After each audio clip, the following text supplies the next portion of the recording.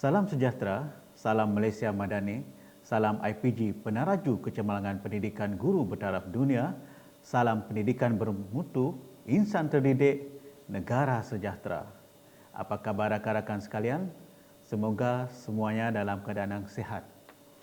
Pada hari ini, saya wakil daripada Jabatan Pendidikan Jasmani dan Kesihatan dan Co-Curriculum ingin berkongsi sedikit mengenai muzik pada hari ini, iaitu peranan dan kesan muzik dalam sukan.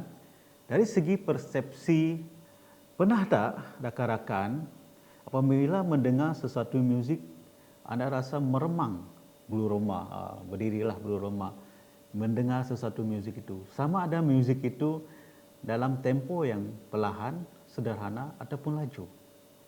Kenapakah perkara itu berlaku?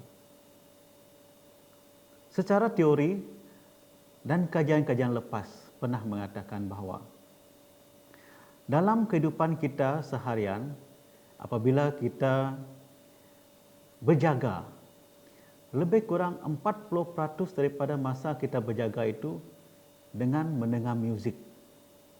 40% rakan-rakan. Daripada 40% itu, 60% daripada muzik itu yang kita dengar mampu memanipulasikan emosi kita. Emosi maksudnya sama ada emosi yang gembira, emosi yang menunjukkan rasa semangat, emosi yang menunjukkan rasa sedih dan juga pelbagai emosi. Itu adalah kuasa keajaiban daripada muzik. Okey, perkongsian kita pada hari ini saya akan kupas kepada 5 perkara. Perkara yang pertama, otak dan muzik. Perkara yang kedua, bagaimana muzik tersebut mampu mengatasi keletihan seseorang atlet terutamanya, ataupun mungkin kepada kita yang normal ini, yang sedentary, yang hanya duduk dan rehat, boleh menggunakan muzik ini untuk mengelakkan keletihan, mengatasi keletihan apabila dah terlampau banyak pergerakan yang kita lakukan. Selain itu, yang ketiga, kita akan kupas sedikit mengenai muzik ini digunakan sebagai satu dari segi bantuan untuk agrogenik. Apa itu agrogenik? Nanti kita akan kupas lagi. Dan yang keempat, senarai main yang sempurna. Bagaimana kita nak menentukan senarai main ataupun playlist muzik kita agar playlist muzik kita itu adalah sesuatu playlist yang sempurna. Playlist yang boleh kita gunakan untuk diri kita. Adakah ia sesuai untuk orang lain? Nanti kita akan kupas mengenai ini. Dan yang terakhir, yang kelima adalah latihan otak kita. Bagaimana kita nak melatih otak ini agar sesuatu muzik ini dapat mengembalikan ataupun menyebabkan satu memori yang lekat di dalam otak kita. Kita pergi kepada yang pertama. Otak dan muzik. Kenapa saya katakan otak? Disebabkan otak itu adalah merupakan punca ataupun satu memori yang besar yang mengontrol ataupun mengawal keseluruhan badan kita. Bagaimana otak dan muzik ini berfungsi? Pernah tak anda dengar mitos? Mitos yang mengatakan bahawa apabila kita mendengar muzik, otak sebelah kanan kita ini sahaja yang berfungsi ataupun yang memproses muzik yang kita dengar. Sebab orang kata otak sebelah kanan ini yang akan mengawal emosi dan juga kreativiti kita. Adakah ia benar? Kajian lepas mengatakan bahawa ia hanyalah mitos. Bukan sahaja otak sebelah kanan, tetapi kajian yang dilakukan oleh Redcliffe 2015 sehingga kini bersama dengan rakan-rakan membuktikan bahawa muzik itu bukan hanya diproses oleh otak sebelah kanan saja ataupun hemisfera kanan otak kita, tetapi sebenarnya keseluruhan otak. Kajian ada melakukan eksperimen berkaitan dengan proses ini. di mana seorang pesakit telah diletakkan di bawah mesin MRI. Dan di dalam mesin MRI itu, dia hendak mengesan bagaimana pergerakan otak ataupun fungsi otak itu bila muzik dimainkan. Apa yang berlaku? Kalau kita ingat, mungkin hanya satu saja yang menyala ataupun berfungsi ataupun yang menunjukkan signal di dalam otak. Tetapi apabila dianalisis, rupa-rupanya keseluruhan bahagian otak ini berfungsi ataupun menyala. Umpama orang kata, kalau kita tengok bunga api, percikan bunga api bila dimainkan, begitulah percikan-percikan di dalam otak apabila mendengar sesuatu muzik. Itu adalah kuasa keajaiban sesuatu muzik. Dalam kita tidak sedar, sebenarnya muzik ini sangat mempengaruhi bukan saja dari segi emosi, tetapi dari segi pergerakan, dari segi pemikiran kita juga. Semua akan mempengaruhi diri kita. Dari segi anatomi dia, muzik apabila dimainkan, dia mampu merembeskan ataupun membebaskan dopamin. Apa itu dopamin? Dopamin ini adalah satu bahan kimia yang terletak di dalam otak yang akan dikeluarkan apabila kita dia memberi ganjaran. Apabila kita merasakan satu kepuasan selepas melakukan sesuatu.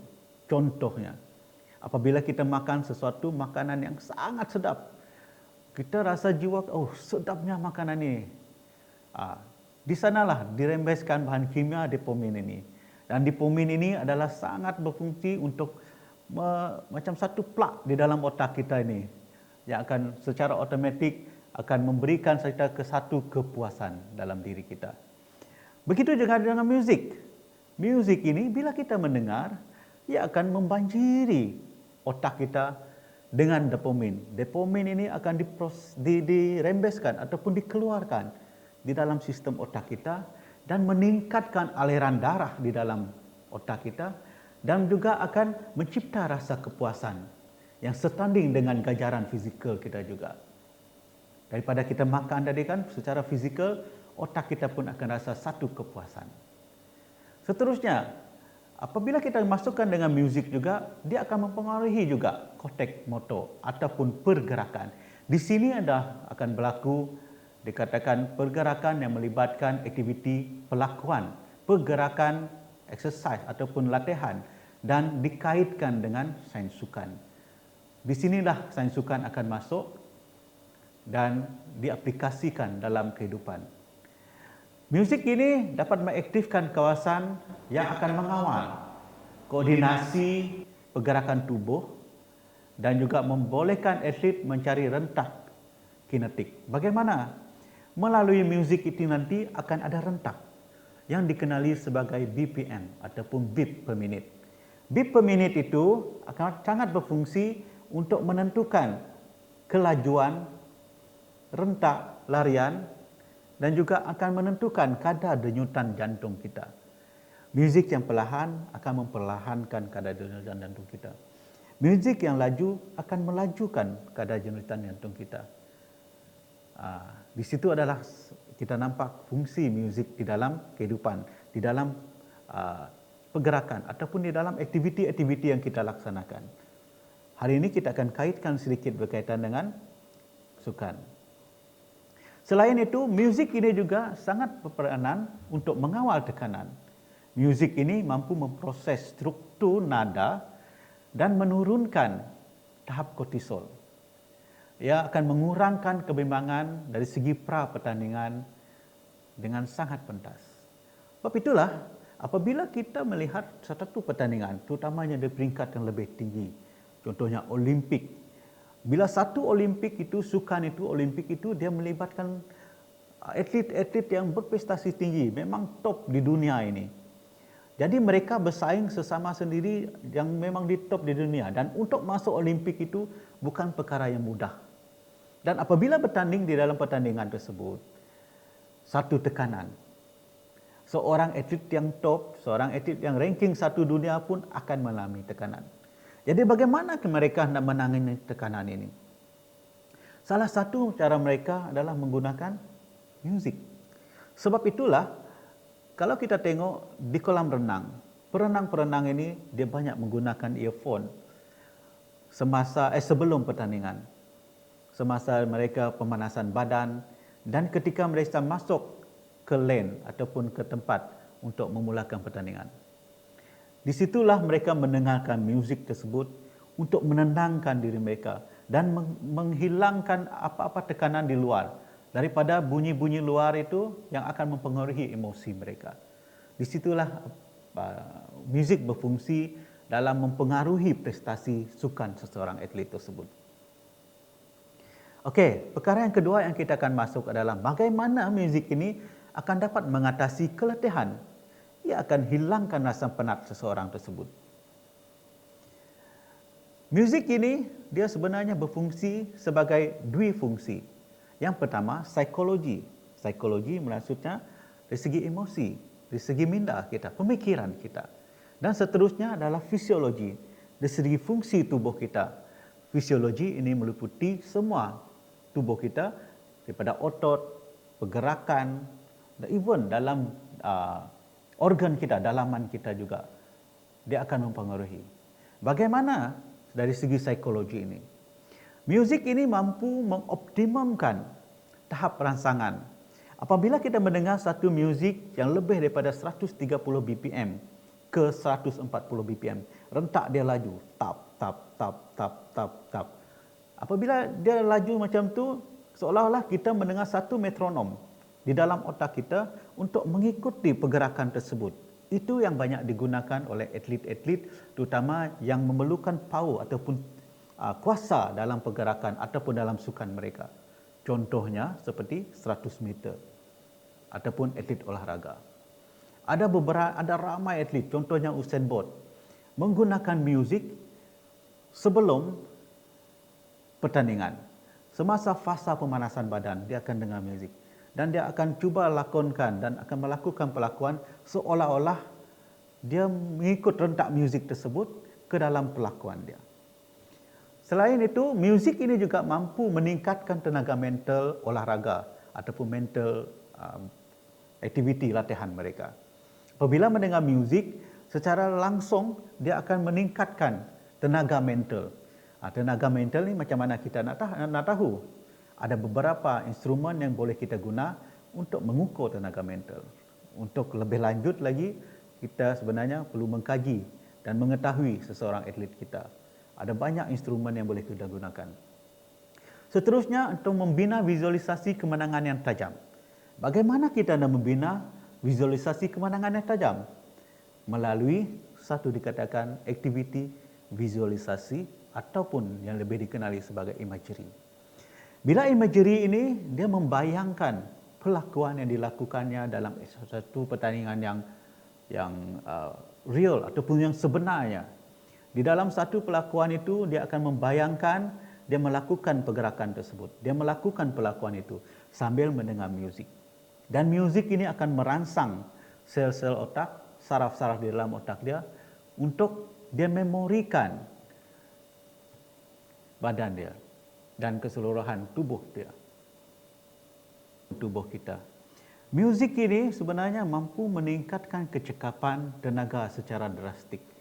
Dia mampu menurunkan kadar denyutan jantung pada tahap usaha yang sama.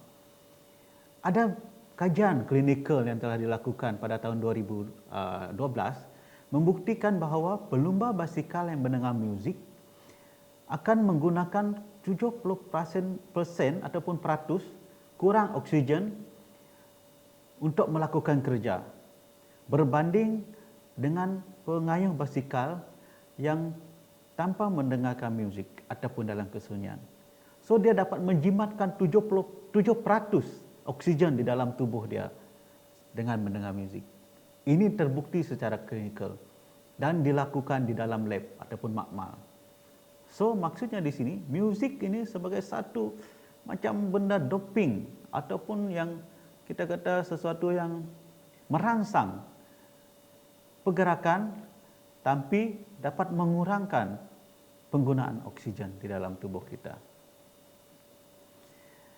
Ini adalah bukti dia dikatakan orang itu secara oksigen, pengambilan oksigen dia sebanyak 100% bila tanpa muzik. Dengan melakukan aktiviti, dengan mendengar muzik, dia dapat menjimatkan 7% daripada oksigen itu. Dalam masa yang sama, sebenarnya dia dapat melakukan ekstra aktiviti lah. Pernah tak Anda tiba-tiba jogging di satu taman, terdengar muzik kegemaran Anda di pasar. Anda rasa satu semangat baru datang. Seolah-olah Anda masih mampu lagi untuk meneruskan 5 km seterusnya. Sedangkan sebelum ini mungkin Anda hanya buat 5 km saja. Mungkin ada yang berlaku. Tidak mustahil. So di sini kita tahu bahawa muzik ini tadi mampu dijadikan sebagai bantuan egogenik. Apa itu egogenik? Egogenik ini adalah satu daripada fungsi dalam tubuh manusia ini supaya dia dapat melambatkan proses kelesuan, melambatkan proses kita rasa penat. Itu adalah fungsi egogenik. Di dalam sukan, prestasi sukan atlet ini, mereka banyak menggunakan itu agar tubuh mereka itu sentiasa ada tenaga dan melambatkan proses penat mereka. Bukan kata kita tak boleh penat bila kita melakukan aktiviti, cuma akan melambatkan masa untuk kita penat. Jadi macam mana kuasa muzik ini tadi mampu mempengaruhi kita? Ianya adalah disebabkan oleh kuasa sinkronisasi. Sinkronisasi. Di mana muzik ini mampu memberikan kesan perangsang yang boleh memuncakkan kita dan menyegerakan tempo pergerakan kita. Daripada muzik yang kita dengar, tempo itu kita aplikasikan dalam kehidupan. Kita aplikasi dengan aktiviti kita. Daripada muzik ini dia akan menyegerakan denyutan jantung kita. Rentak muzik yang kita dengar akan sejajar dengan kadar denyutan jantung. Kalau muzik itu laju, maksudnya kadar denyutan jantung kita akan lebih laju juga. Kalau muzik itu perlahan, maksudnya dia akan memperlahankan kita punya degupan jantung. Cuba Anda praktikkan ini nanti bila di rumah ataupun semasa latihan. Kunci yang kedua adalah sebagai kunci pergerakan. Muzik ini kita boleh jadikan sebagai satu macam metronom dalam tubuh kita. Tap, tap, tap, tap, tap, tap. Itu yang akan digunakan oleh pelari. Dia macam metronom. Contohnya dia mendengar tap adalah untuk pergerakan kaki dia. Tap dan seterusnya. Tap, tap, tap. Jadi dia gunakan itu sebagai metronom untuk pergerakan. Dan pergerakan itu akan selari sehinggalah habis. Dan akan mengurangkan kelesuan yang cepat. Akan melambatkanlah kelesuan mereka. Seterusnya melalui muzik ini juga akan memberikan kecekapan yang maksimum. Dia akan menghasilkan stamina yang lebih tinggi sambil menjimatkan kos metabolik tenaga. Metabolik tenaga ini dihasilkan di dalam tubuh kita daripada simpanan tenaga-tenaga yang dalam muscle ataupun otot-otot kita. Dengan adanya muzik ini, dia telah merangsang otak kita dan diturunkan ke bahagian otot-otot kita untuk digunakan di dalam aktiviti kita semasa melakukan latihan. Sebab itulah dia sangat berfungsi dan sangat bagus untuk membantu kita semasa melakukan aktiviti. Okey, pernah tak anda dengar pada tahun 1998 seorang pelari ikonik, Haile Gebrselassie, dia telah memecahkan rekod dunia 10,000 meter. Rahsia dia adalah dengan mendengar lagu Scatman. Macam mana rentak lagu Scatman? Lagu Scatman ini dia punya BPM ataupun beat per minit dia hampir 140 BPM. Rentak dia sangat laju. Dan rentak yang sangat laju ini digunakan untuk dia seolah-olah seperti metronom di dalam otak dia. Walaupun dia masa lari itu dia tak dengar muzik, tapi dalam latihan itu dia mendengar muzik Scatman ini. Dan dia telah letakkan satu memori dalam otak dia supaya bila aktiviti pertandingan tersebut berlangsung, dia seolah-olah mendengar muzik tersebut. Dan muzik itu diaplikasikan di dalam tubuh mereka. Sebab apa?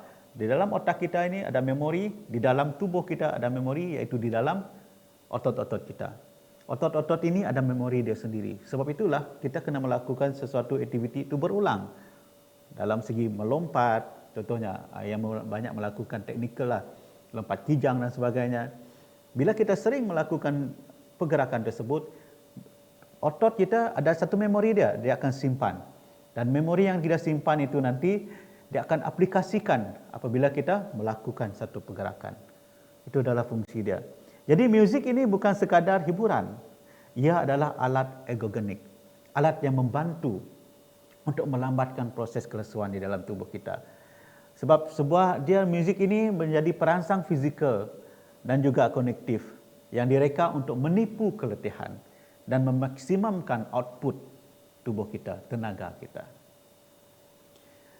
Dari mana kesan ergogenik ini kita boleh lihat? Apabila kajian ada menyatakan bila tanpa muzik mungkin dia 15% kurang. Dengan muzik dia dapat meningkatkan prestasi ketahanan tubuh dia sebanyak 15%. Bagaimana pula dengan persepsi usaha? Dengan muzik dia dapat menurunkan usaha dia, maksud dia tubuh dia untuk melakukan sesuatu yang secara paksa berbanding dengan muzik tadi lah. Tanpa muzik tadi dia seorang memaksa tubuh dia dan menyebabkan dia rasa cepat untuk letih. Jadi muzik ini bersaing untuk mendapatkan perhatian otak dan menyekat isyarat kesakitan dan juga keletihan daripada otot kita.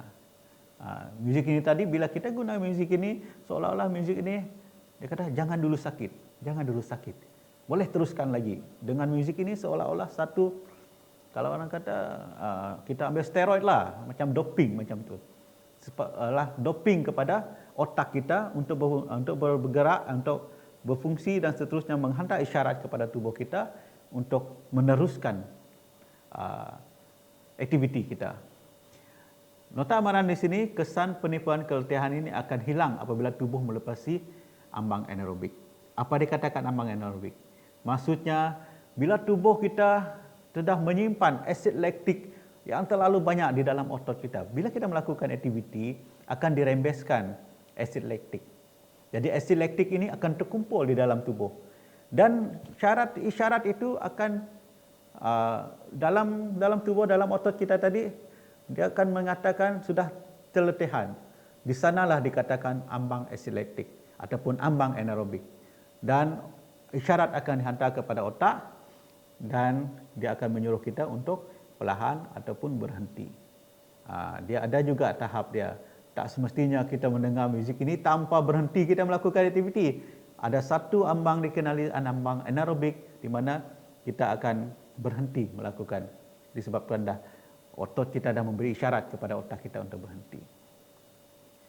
Okey, pergi kepada perkara kelima, senarai main yang sempurna. Macam mana kita nak menentukan atau mencipta senarai main anda? Kita banyak playlist muzik yang kita selalu dengar.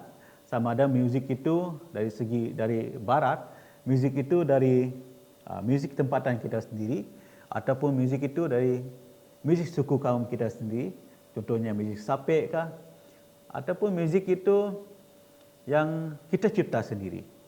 Banyak playlist muzik ini. Bagaimana kita nak menentukan playlist muzik yang sempurna ini? Salah satunya adalah kita mengdiagnosis. Diagnosiskan BPM ataupun denyutan per minit ataupun beat per minit. Beat per minit ini berkait rapat dengan bunyi yang dihasilkan yang akan merangsang ataupun mempengaruhi denyutan jantung kita.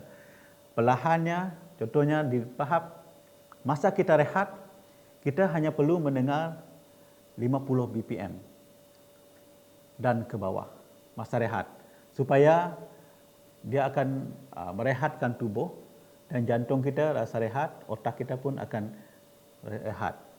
Di fasa pemanasan badan, kita memilih muzik yang lebih kurang dalam 80 BPM. Kita mencari muzik yang di 80 BPM. Bagaimana kita mencari itu? Di bawah ini ada untuk kita tengok nanti bagaimana kita nak semak BPM muzik itu melalui songbpm.com. Lepas ni mungkin anda semua boleh pergilah untuk semak dan masukkan saja link muzik anda dan akan lakukan semakan dan akan keluar berapa BPM muzik anda tersebut. Untuk intensiti yang rendah, contohnya hanya jogging sahaja, boleh menggunakan muzik dalam 100 ke 120 BPM. Tapi untuk melakukan, memaksimumkan pergerakan, pecutan dan sebagainya, anda boleh gunakan muzik sehingga 140. Tapi kalau lebih daripada 140, ataupun kita boleh mendengar satu muzik 140, adakah kita boleh menyamai Usain Bolt? Laju dan tanpa henti? Tidak semudah itu. Sebab tubuh kita ini dia ada satu sempadan yang akan menentukan tahap kemampuan kita. Jadi muzik ini sebagai satu exogenik ataupun satu tambahan ataupun satu doping dalam tubuh kita. Dia hanya akan melambatkan ataupun membantu proses latihan kita. Kita tak boleh menyamai seseorang itu, tetapi kita boleh meningkatkan diri kita daripada kelesuan yang awal, melambatkan kelesuan kita. Ada juga dikatakan satu istilah, iaitu kesan siling. Muzik yang melebihi 140 BPM tidak akan memberi sebarang kelajuan atau motivasi secara fizikal. Kenapa? Bila dia sudah 140 BPM dan ke atas, muzik itu akan sangat kuat ataupun sangat laju dan otak kita dah tak dapat nak proses lagi. Dan bila otak kita dah tak dapat proses, menyebabkan tekanan. Bila menyebabkan tekanan, hilang fokus. Bila hilang fokus, stres dan kita rasa macam tertekanlah, macam mengganggu pemikiran kita. Jadi kita hendak menentukan. Jadi apa yang penting di sini adalah kita menjadi jurutera bunyi untuk diri kita sendiri. Bagaimana kita nak menjadi jurutera bunyi untuk diri kita sendiri? Kita yang menentukan apa muzik yang kita suka. Muzik yang kita suka itu kita letakkan dalam playlist kita. Dan itu yang kita gunakan untuk aktiviti, dalam membantu aktiviti-aktiviti kita. Di sini, bila melebihi 140 BPM tadi, badan kita kadang-kadang dia akan memberikan satu signal yang saya kata tadi, ambang anaerobik. Bila di sana, bila sampai tahap maksimum dia, badan kita secara otomatik seperti yang telah saya katakan tadi, akan memberikan signal dan suruhlah ke bahagian otot kita akan memberikan signal dan seterusnya untuk kita berhenti, berehat dan menarik nafas. Dan untuk kita melakukan pemulihan kepada tubuh kita.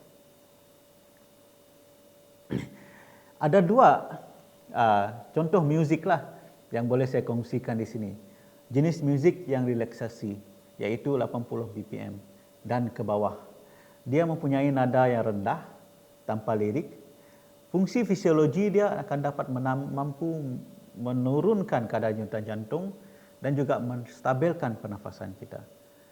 Bila kita menggunakan muzik ini, selepas sesuatu aktiviti kita boleh gunakan, ataupun sebelum, ataupun di masa rehat kita sebelum kita tidur.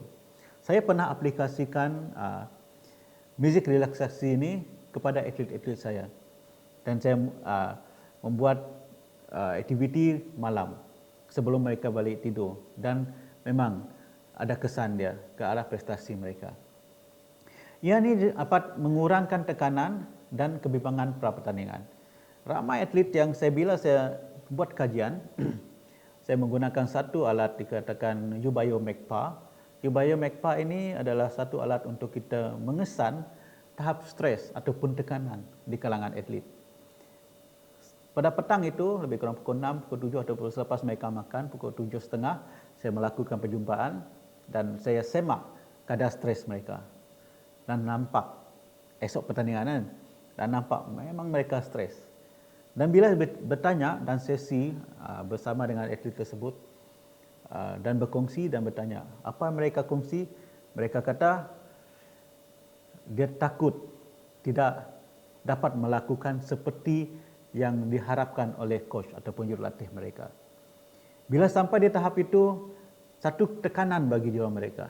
Apa yang saya buat? Saya bawa dalam satu bilik yang sunyi dan saya pasang muzik dan saya bacakan skrip untuk menenangkan dia. Habis saja satu sesi, lebih kurang dalam 15 ke 20 minit, saya tanya balik dan saya cek balik dia punya tahap stres. Tahap stres dia menurun. Ini membuktikan muzik itu dapat menurunkan tahap tekanan seseorang. Okey, kalau muzik yang motivasi pula, tempo dia lebih rancak. Dia lebih kurang lebih 120 BPM. Berentak lebih kuat dan juga dia mampu meningkatkan kuasa otot dan kapasiti kerja. Bila kita menggunakan muzik ini, apabila kita melakukan aktiviti. 120 BPM ini apabila kita melakukan aktiviti, dia akan memberi fungsilah kepada tubuh kita.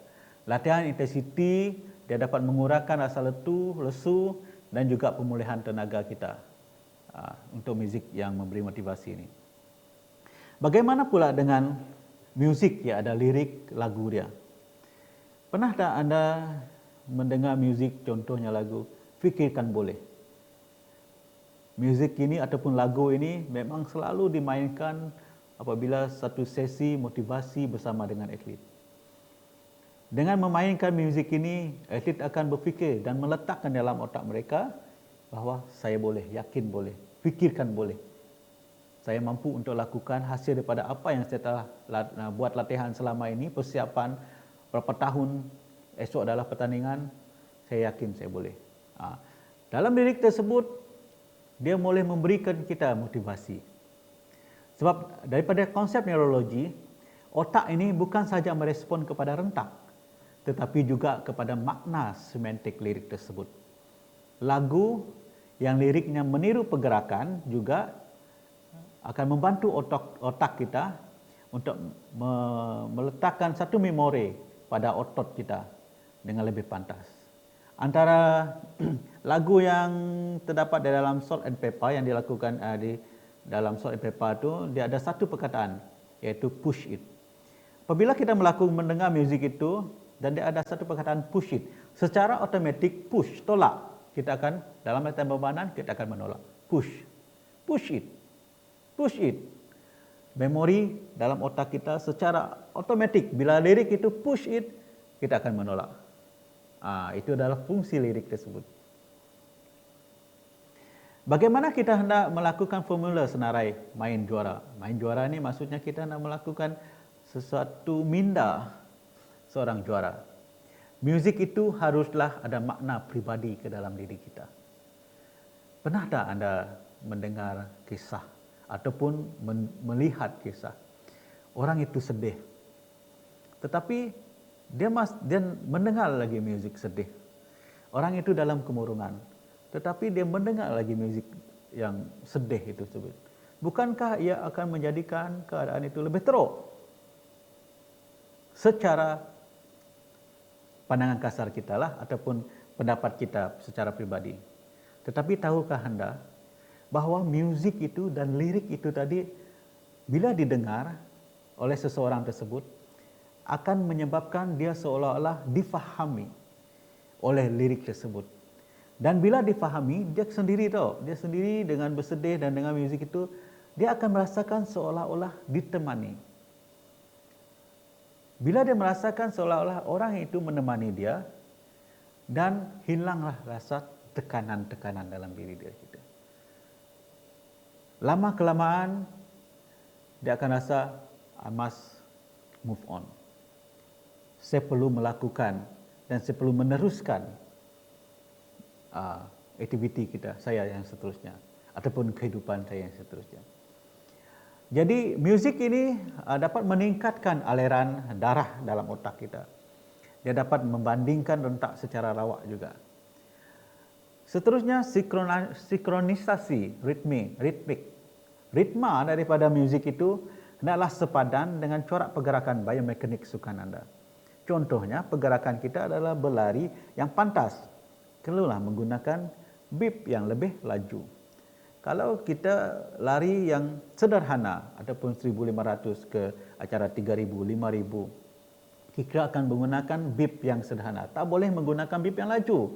Kalau menggunakan beat yang laju, kita akan lebih penat, betul tak? Menyebabkan kita cepat lesu.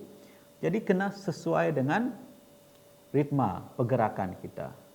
Begitu juga dengan atlet-atlet seperti memanah. Takkan dia hendak mendengar muzik yang laju, yang kuat. Betul tak? dia hendaklah mendengar muzik yang perlahan, relax, supaya untuk dapat menenangkan jiwa dia. Ataupun dart, ataupun atlet yang memerlukan penumpuan dia untuk sesuatu acara dia tu. So, seterusnya tempo yang tepat hendaklah diselaraskan mengikut fasa senaman. Fasa senaman tadi maksudnya daripada fasa pemanasan badan sehinggalah fasa sesuatu aktiviti ataupun fasa puncak dia dengan melakukan aktiviti yang semaksimum ataupun seintensiti yang lebih tinggi. Jadi fasa muzik itu kena sesuai dengan fasa-fasa tersebut. Seterusnya adalah prestasi olahraga yang puncak. Di sini keletihan ditipukan. Ada masa dia kita rasa sangat letih. Bila mendengar muzik ini, dia mampu menipu otak kita dan otak kita akan menghantar isyarat kepada tubuh kita untuk melambatkan proses pelesuan itu. Bukannya kata tidak menyebabkan kelesuan, tetapi melambatkan. Dan itu akan dapat mengoptimumkan tenaga kita secara optimum, secara sepenuhnya. Okey, yang kelima dan yang terakhir adalah latihan otak. Muzik ini adalah sesuatu yang kita telah aplikasikan dalam kehidupan kita dari sejak kita dalam rahim ibu kita lagi. Bagaimana? Di dalam rahim ibu kita dulu, dah kita mendengar satu muzik ataupun bunyi, iaitu degupan jantung ibu. Apabila degupan jantung ibu kita laju, jadi kita rasa macam lajulah dia. Contohnya kalau ibu kita mendengar sesuatu muzik yang lebih rancak lah, degupan dia akan lebih laju dan rentak itu yang kita akan dengar. Apabila ibu kita tidur ataupun rehat dan mendengarkan muzik-muzik yang menenangkan, degupan jantung dia akan perlahan dan akan menenangkan kita juga. So maksudnya muzik ini ataupun bunyi ini sudah daripada tahap rahim lagi kita dah mendengarnya. Sehinggalah peringkat awal usia dan lahir di mana kita menyanyi, ada budak-budak ni suka tengok muzikan dalam YouTube dan sebagainya, menyanyikan lagu-lagu kanak-kanak dan sebagainya ataupun memainkan alat muzik. Jadi dia akan meningkatkan kosakata dan penakulan seorang kanak-kanak. Sehinggalah kita peringkat usia emas. Di mana peringkat usia emas ini pemikiran ataupun otak kita ataupun memori kita ini akan merosot. Dengan mengaplikasikan muzik ini, dia akan dapat menguatkan lagi memori kita. Melalui apa? Pergerakan, bermain alat muzik. Bermain alat muzik ini dia akan mampu meningkatkan memori kita di usia kita. Usia emas lah, saya dah tua. Untuk panduan eksklusif kepada atlet dan juga latih, apa yang paling penting adalah kita buat latihan image mental. Bagaimana kita nak buat latihan image mental ini? Melalui imagery. Kita cari ruang dan kita cuba bayangkan aktiviti yang sebenar di dalam pelakuan kita. Kita gunakan muzik yang syarat dengan emosi pribadi kepada diri kita dan kita cuba bayangkan ataupun visualisasikan dari segi pra-pertandingan. Ini akan dapat mempercepatkan proses transisi kepada zon fokus mental. Di mana apabila kita membayangkan sesuatu aktiviti pelakuan yang sebenar, kita akan tahu. Contohnya untuk atlet berpagar yang saya ada buat juga kajian. Atlet berpagar ini dia akan tahu rentak dia, ritma dia. Dia perlu ritma.